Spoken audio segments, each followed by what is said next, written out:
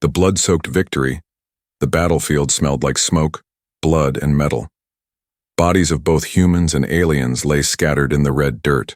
The war had ended. For now. The soldiers of Earth's Outpost 17 stood tired, wounded, and dirty, but they were alive. Jason Reed, a young soldier with a scar across his right eyebrow, walked slowly through the wreckage. His armor was cracked. His hands were shaking. He had just killed 3 aliens in close combat. He didn't feel like a hero. He felt hollow. The sun was setting behind the ash clouds. Jason looked up at the sky, dark orange with dust and sadness. A sudden loudspeaker crackled. "All soldiers to the main square. Commander Rourke has an announcement." Jason sighed. Another speech. He joined the crowd of survivors gathering near the command tent. Soldiers cheered, some cried, others stayed silent. A few medics were treating the injured nearby. The war had taken too much. Commander Rourke, a tall man with silver hair and eyes that never smiled, stepped forward with a proud expression. "Today, Earth stands strong," he shouted. "And for those who fought hardest, rewards shall be given." Jason raised an eyebrow. "Rewards? For what? Killing?" Rourke pointed to a group of silent soldiers leading strange prisoners forward. They were young alien girls, thin, tired, wearing tight collars around their necks with blinking red lights. Jason's stomach turned. The collars were control devices. Rourke continued, "Each of our elite warriors will receive a special gift, a captured alien, a pet if you will, for service, for bravery." Some men laughed. Others clapped. Jason's jaw clenched. Then a soldier nudged him. "That one's yours." Jason turned and saw her. She stood with her head down, arms bound behind her back, and silver blue skin that shimmered in the fading sunlight. Her white hair was messy. Her eyes, when she looked up, weren't full of hate. They were full of fear. Jason's breath caught. She wasn't a monster. She wasn't dangerous. She was terrified. Like a prisoner of war, or worse. Like a slave. The soldier shoved her forward. She stumbled but didn't cry, didn't speak. The collar on her neck blinked faster. "She's called Subject Zeta 9, the soldier said. "Completely obedient, doesn't talk, you can keep her in your room." Jason didn't respond. His hands curled into fists. The girl, Zeta 9, just stared at him. Not with anger. Not even with sadness. But something else. Like she was waiting for him to choose. He looked around. Other soldiers were already dragging their alien rewards away. Some joked. Some bragged. Jason turned back to her. Her legs were shaking. She was barefoot. Dust and blood stuck to her knees. She looked young, barely older than 18 in human years, but her posture, it was proud. Like she was pretending not to be broken. He whispered, "Can you understand me?" She blinked slowly, then nodded, just once. Jason's heart beat faster. Something was wrong. Deeply wrong. He placed his hand gently on her shoulder. She flinched. "It's okay," he said softly. "I'm not like them." She didn't answer, but her eyes widened, just a little. "Take her to your quarters," the commander said behind him. "You've earned her." Jason nodded slowly, but inside he felt like vomiting. Back in his small metal room, Jason removed his armor and sat on the edge of his bed. The alien girl stood silently in the corner, arms still bound, collar still flashing. Her breathing was shallow. He grabbed a water bottle and offered it. She stared at it, then slowly reached forward. She drank quietly, not wasting a single drop. Jason watched her. She was graceful, calm, and far too quiet for someone who had just been captured like an animal. "Do you have a name?" he asked. She hesitated, then shook her head. Jason sighed. "Okay, then I'll call you Lissa. Is that all right?" She nodded. "Lissa," he repeated. It sounded almost sacred. That night, Jason couldn't sleep. He kept looking at her, curled, in the corner like a pet, but with eyes that held a storm. Not anger, but something heavier. Something older. And as he lay in bed, one thought wouldn't leave his mind. Why did it feel like he had just become the prisoner, not her? The eyes that spoke. The lights in Jason's quarters were dim, but his thoughts were loud. He sat at his desk, staring at the alien girl curled in the corner. She hadn't moved much since arriving. Her knees were pulled to her chest, arms still bound, the high-tech collar flashing dim red with every breath she took. She hadn't said a word, not a single one, but her eyes wouldn't stop speaking. Jason stood up slowly and walked to her. She didn't flinch this time, just looked at him. Those strange pale blue eyes searching his face like she was reading a language he didn't know he was showing. "I'm not going to hurt you," he said. Voice soft, no answer, but her gaze softened. He sat down across from her, back against the metal wall. For a long while, neither of them spoke. Just silence. But it wasn't empty. It was thick, almost like it had weight. Outside the walls of the outpost, machines rumbled. Soldiers celebrated. Drunk laughter echoed. But inside this room, it was just two survivors. Neither of them really free. Jason reached into a storage box and pulled out a protein bar. He unwrapped it, broke it in half, and offered it. She looked at it, and then at him. Slowly, carefully, she accepted it. Her fingers touched his for a second. Cold, soft, trembling, she took a bite, chewed quietly. Then, for the first time, her lips moved, not to speak, but to form the smallest, almost invisible smile. Jason exhaled through his nose. "You're not a pet," she blinked. "You're not a reward." Her fingers clenched slightly. Jason nodded. "You're someone, aren't you?" The girl's breathing changed. She turned her head slowly and looked at him. Not with fear this time, but with something new. Hope? Her mouth opened. She tried to speak, but nothing came out. Her voice was trapped, maybe by fear, maybe by the collar. Jason leaned in. "It's okay, you don't need to say anything." But she wanted to. She pointed to her collar. Her eyes pleaded. Jason hesitated. "If I remove that, they'll know." She didn't care. Her eyes burned into his, like fire behind glass. Jason stood up and opened his drawer. Inside was a small toolkit. The collar had a military-grade lock, powered by a microchip synced to base servers. Breaking it would trigger an alert. But maybe, just maybe, disabling the chip without breaking the lock could buy time. He sat beside her again. "I'm going to try something. If this doesn't work, they'll come for both of us," she nodded. No hesitation. Jason opened the tiny panel at the back of her collar with shaking fingers. The screws were stiff, but they turned. Sparks flickered. He reached in with a micro tool, found the signal wire and gently disconnected it. The light on the collar went dark. For a second, nothing happened. Then, Lisa gasped. She fell forward into Jason's arms, coughing. Her body trembled. Her hands, still bound, tried to reach for her throat. Jason caught her and held her gently, whispering, "It's okay. It's okay. Breathe." Tears rolled down her cheeks. Jason had never seen an alien cry before. He untied her wrists. She looked up at him with red, swollen eyes, and then, without a word, she hugged him. Not with fear, not with weakness, but like someone who had finally been given their soul back. Jason didn't hug back at first. He was too stunned. But slowly, his arms wrapped around her too. In that quiet room with dust in the air and the hum of machines outside, a human and an alien shared something no war could crush. Trust. She didn't speak, but her eyes said everything. "You're not like them," Jason whispered. "Your name is Lisa. You're safe here, I promise." She leaned back, nodded once, then pointed again at herself, then at him, then made a shape with her fingers. A circle, then a fist, then a small wave. Jason blinked.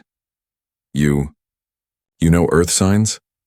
She smiled weakly and pointed to her temple, then drew a slow circle in the air. Jason's eyes widened. She wasn't just a prisoner. She was intelligent. She was watching. She was learning. And she was waiting for someone brave enough to see her. Chains in the heart. Jason didn't sleep that night. Even though the lights were off and the door locked from inside, he lay awake on the narrow metal bed, staring at the ceiling. His mind replayed the moment again and again. The way she gasped for air when the collar shut down, the way she held him, and the silent words her eyes kept whispering. "Thank you." Across the room, Lissa now slept. Not on the cold floor, but on the spare blanket he'd laid out for her beside a small heater. Her breathing was soft, peaceful, but her body still flinched sometimes, like it remembered pain. Jason had questions. Too many. Who was she really? Why was she captured? Why didn't she speak, even now that the collar was disabled? He sat up, looking at her in the soft glow of the heater. There were marks on her arms, burn scars, and deep red lines that didn't come from war. No, those came from ownership. Jason stood quietly and walked to his storage locker. He pulled out his datapad and opened the base files. He typed in, Subject Zeta 9 access restricted. He hacked it. The file opened. Jason's eyes narrowed as he read. Subject Zeta 9, female, approximate age 22 Earth years, origin, unknown system, language, no verbal communication detected, behavior, submissive, non-violent. Notes, captured during Operation Cinderfall, suspected to be related to royal caste based on biological markers, collar locked permanently, purpose, gift class asset. Jason's fingers tightened on the screen. Gift class, asset? Is that all she was to them? He looked back at Lissa. Her white hair glowed faintly in the dark. Royal caste. That meant she wasn't just any alien. She was born to lead, now reduced to this? Jason felt heat rise in his chest, not anger but shame. How many others like her had been gifted and silenced? He clenched his fists. This wasn't what he signed up for. He joined to protect Earth, not to become a captor of those who never asked to be in this war. The next morning, he brought her food, soft bread and a warm drink. Lissa sat up quietly, eyes calm but alert. She didn't reach for the food immediately. She looked at him first. Jason knelt down beside her. I read your file, he said. She tilted her head. They think you're from a royal line. No answer. Is it true? He asked. She stared at him for a long second, then slowly, almost shyly, nodded once. Jason exhaled. So they didn't just capture you, they humiliated you. Lissa looked away. Jason reached into his pocket and pulled out something small, a silver chain. It wasn't a weapon, just something he wore during training. A symbol, a chain of loyalty. He held it out to her. This isn't to bind, it's to promise. I won't let them collar you again. She stared at the chain, then slowly touched it. Jason tied it gently around her wrist, not like a shackle, but like a bond. Later that day, alarms echoed across the base. Jason's heart skipped. He opened the door slightly, peeking into the hallway. Soldiers were moving fast. Boots slammed the floor. Someone shouted, "We've got a collar offline. Find the asset now." Jason slammed the door shut. Lissa stood up. Her eyes searched his face. "They're looking for you," he said. She nodded. "Come, you're not scared?" She pointed to him, then placed a hand over her chest. Jason understood. She trusted him.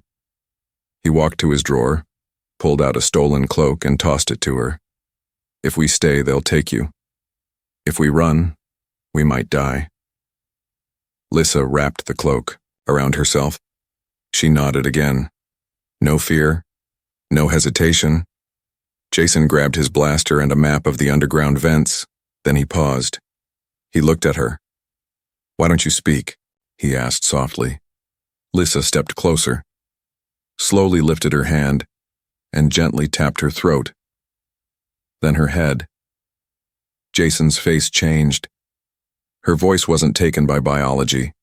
It was taken by trauma. But her silence wasn't weakness. It was survival, and, somehow through all the pain, she still found the strength to look at him with hope. That night, as Jason prepared for their escape, he wrote a single message into his datapad. A goodbye, in case he didn't make it. They gave me a collared, pet, but I found a queen, and I chose to follow her instead, breaking the rules, not the girl. The night was quiet, but not calm. Jason sat cross-legged on the floor of his quarters, surrounded by loose wires, old gear, and his stolen escape plan. Across from him, Lissa stood tall in her borrowed cloak. The soft gray fabric flowed down her frame, hiding the bruises beneath her skin, but not the pride in her stance. She wasn't broken. Not anymore. Jason looked up at her, holding out a small tracking chip he had just disabled. "That was in your collar," he said. "They can't track you anymore." Lissa stepped closer and opened her palm. Jason gently placed the chip there.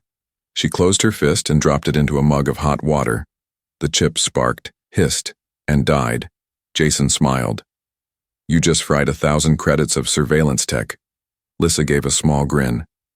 Her first real expression, light, almost playful. Jason froze. "She's smiling." She actually smiled. He chuckled under his breath. "You're dangerous." She raised one elegant eyebrow, then made a gesture. Fingers pointed to her eyes, then to him.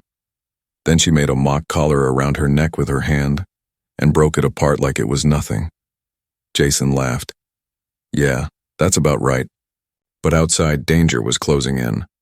A knock slammed against the door. "Reed, routine scan, open up." Jason's heart dropped. He looked at Lissa. She didn't move, her face calm, her body still.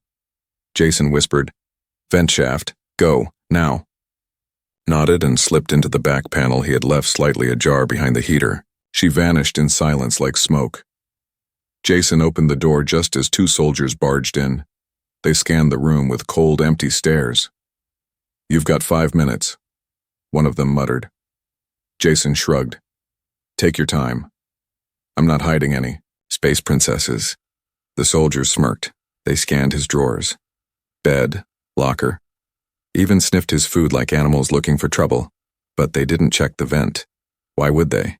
They thought she was still just a thing. As they turned to leave, one of them paused. "You look tired, Reed." Jason nodded. "Nightmares." "Same here," the soldier said. "Sleep light. Orders are changing tomorrow." Jason shut the door behind them and exhaled hard. Lissa slid back out of the vent. Jason shook his head. "We don't have much time. Something's coming." She walked toward him slowly, and this time, she reached out. Not just to say thank you, but to take his hand. Jason blinked. She was warm, alive, real. And she wasn't asking for rescue anymore. She was choosing him. Later, just before sunrise, they made their move. Jason led her through back halls, quiet and empty, filled with the buzz of dying lights and distant footsteps. He had memorized the schedule. Guards changed every 40 minutes. Between that was a 6-minute window to get to the lower deck tunnels. They reached the maintenance hatch. Locked. Jason cursed under his breath and pulled out his plasma cutter. The metal hissed as it burned. Sweat rolled down his forehead. He turned to Lissa. "If this goes wrong, they'll chain you again, maybe worse." She stepped forward and kissed his forehead. Not with romance, with gratitude, with blessing. Jason's hand didn't shake anymore. He finished the cut. The hatch dropped open. They slipped inside. The tunnel was narrow and dark, filled with dust and the sharp smell of chemicals. Lissa moved quietly behind him, her steps soft and graceful. Jason held the flashlight low. "We'll reach the outer ridge in 10 minutes, he whispered. "There's an abandoned pod there, if it still works." He stopped. Ahead of them. Voices. Not human. Jason turned off the light. 3 figures passed the tunnel entrance. Alien scouts. Lissa's body stiffened. Jason stepped in front of her without thinking, but she pulled him back, pointed to the left, a side shaft he hadn't seen. He followed. They crouched low, waiting in the dark. After a minute, silence returned. Jason looked at her. "You saved us."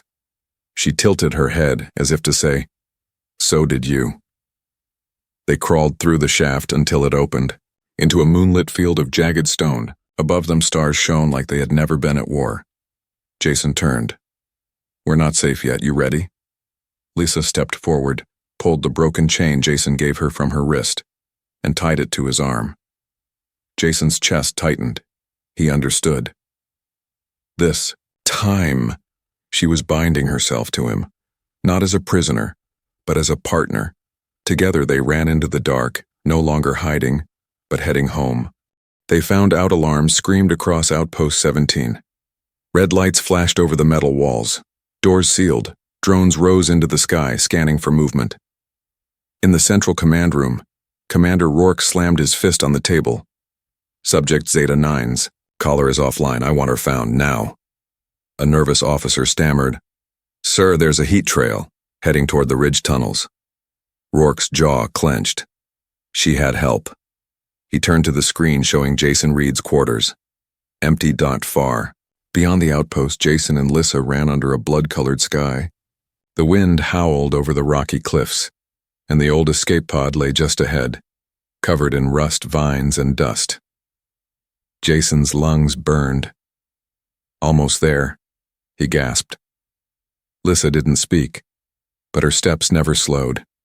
Her eyes glowed faintly, scanning every shadow. Even without words, Jason could feel her urgency. Behind them, a patrol drone flew overhead, searchlight sweeping across the rocks. Jason tackled Lissa behind a boulder just as the beam passed. Too close.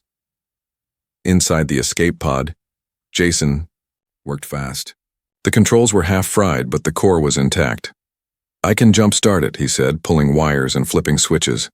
"If we get it to hover, we can reach the cliff pass." Lissa sat beside him, watching. Her hands trembled, but not from fear, from memory. Jason noticed her eyes staring at the cracked metal walls of the pod. "What is it?" he asked.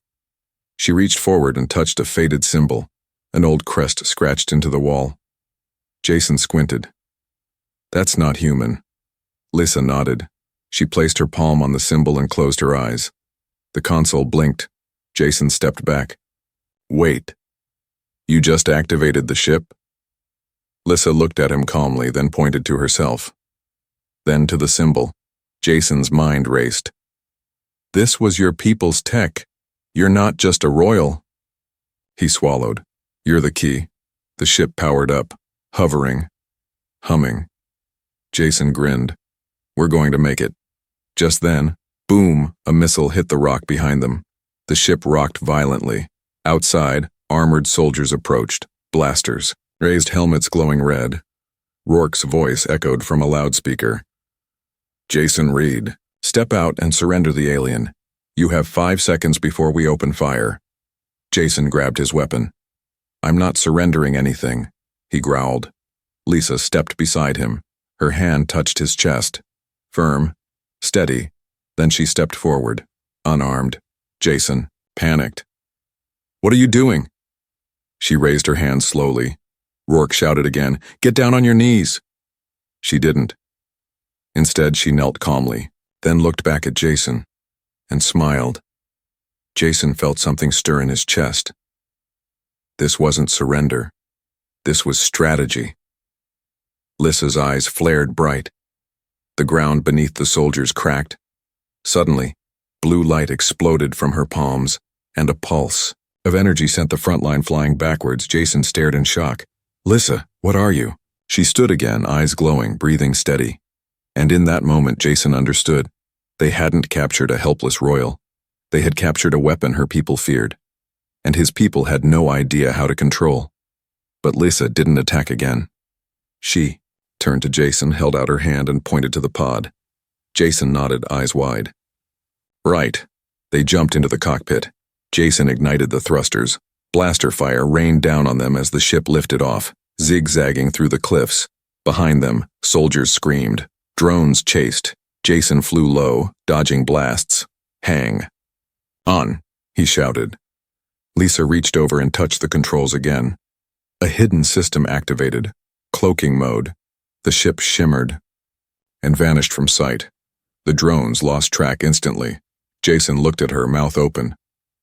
You're amazing. She smiled again, this time with pride. They flew deep into the canyons, out of range. Safe. For now. Jason slowed the ship and looked. Out the window.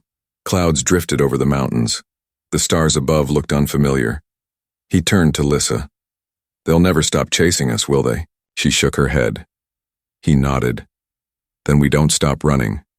Not until you're free. For real. Lisa touched his hand, then slowly placed it over her heart. Then she pointed at his. Jason didn't need translation. She was saying, I'm already free because of you. Escape through fire. The night sky above the canyon was calm, but the air inside the stolen pod crackled with tension. Jason sat at the controls, sweat dripping from his brow. The ship hummed quietly under Lisa's strange touch, her presence somehow keeping the alien tech alive. They had made it through the first chase, but not through the war. On the screen, red markers blinked one by one, enemy signatures closing, in, fast, coordinated. Brutal. Jason clenched his jaw. They're locking us in. Lisa placed her hand on the console, eyes narrowed. She could feel them too, like vibrations in her skin. Her body shimmered faintly under the dim light, as if something ancient inside her was waking up. Jason looked at her. You knew this would happen, didn't you? She nodded slowly. You knew they wouldn't stop. She nodded again. Then why did you come with me? This time she looked him in the eyes and after a long silence, placed her hand over his. Jason's heart raced, not from fear, but from understanding. She didn't run because she was scared. She ran because she believed in him. Suddenly the ship shuddered. An explosion rocked the rear engines. A shockwave knocked Jason forward. Smoke hissed from the panel.